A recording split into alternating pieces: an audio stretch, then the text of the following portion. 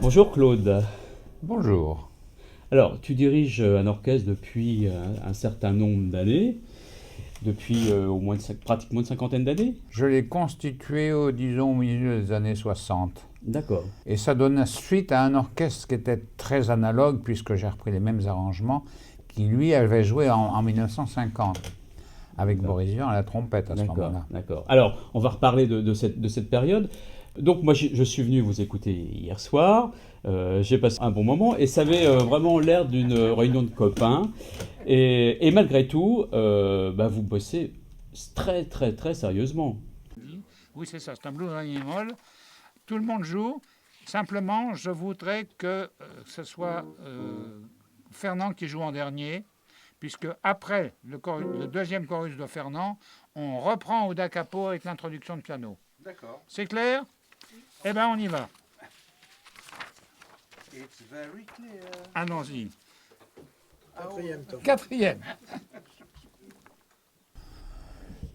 On essaye de travailler le plus sérieusement possible. On essaye d'être le plus professionnel possible. Avec beaucoup d'enthousiasme. Ah bah oui, Ouais. ça il faut. Donc c'est une rencontre d'amis musiciens, j'imagine. Alors avant cette rencontre, il y en a eu d'autres. D'abord, ta première rencontre avec la musique, ça s'est fait. Ma première rencontre comment avec la musique date de très longtemps. Ma première rencontre avec la musique, c'est ma naissance pratiquement. Mon premier jouet a été un phonographe. Et quand j'avais 2-3 ans, au lieu d'avoir des petites autos, j'avais un phonographe avec des disques. Ah bon. Et comme naturellement je ne savais pas lire, je reconnaissais les disques à leur physionomie. D'accord. Et j'avais mes disques préférés. Très peu de temps après, j'avais 7-8 ans, mon père avait l'ensemble des disques de Carmen. Et je jouais Carmen toute la journée et je savais à peu près tout Carmen par cœur. Alors à attends, l'époque. à 2-3 ans, tu avais ton phonographe et déjà tu choisissais les thèmes, avant même quasiment de parler. Oui, je choisissais les disques, je m'en souviens très bien, les disques, je reconnaissais les disques à leur gueule, à leur physionomie. Ah, ouais. Puisque naturellement, je ne pouvais pas lire les titres. Ouais. Et Carmen, ça a été plus tard, ça a été quand j'avais 9-10 ans. Et à 9-10 ans, je chantais tout Carmen par cœur. Y compris le quintet du deuxième acte chez Lila Spastia. Nous avons en tête une affaire, est-elle bonne de nous, est-elle bonne de nous. Je connais encore maintenant par cœur les 5 voix du quintet. Donc déjà, une oreille attentive à la polyphonie, au mélange des voix et des instruments. C'était beaucoup dire. Pour moi, c'était un jeu, c'était un plaisir, un jeu. Ouais. Alors ça, c'était la découverte auditive, et puis après, il y a eu la découverte de l'instrument. C'est nettement plus tard. Ah. J'ai commencé par jouer dans des petites formations de vacances. J'avais 14-15 ans. Je jouais de la batterie, j'avais une petite batterie, je tapais dessus. J'ai jamais pris de leçon, malheureusement, de quoi que ce soit. Et à 15 ans, je suis tombé amoureux de Fred Astaire. C'était l'époque de Gay Divorcey, Night and Day, La Continentale, etc. Et j'ai adoré Fred Astaire, et j'avais un copain pianiste qui a fait d'ailleurs une carrière de professionnel, qui s'appelait Claude Normand et qui est mort récemment. Et on a monté un petit trio, et je chantais les chansons de Fred Astaire et je faisais des claquettes. C'était trop mignon. Et on se produisait dans les casinos de bord de mer. On allait en vacances à Velette, dans le pays de Caux. Une petite plage de galets entre deux falaises. Et on faisait des numéros au casino le soir. C'était trop mignon.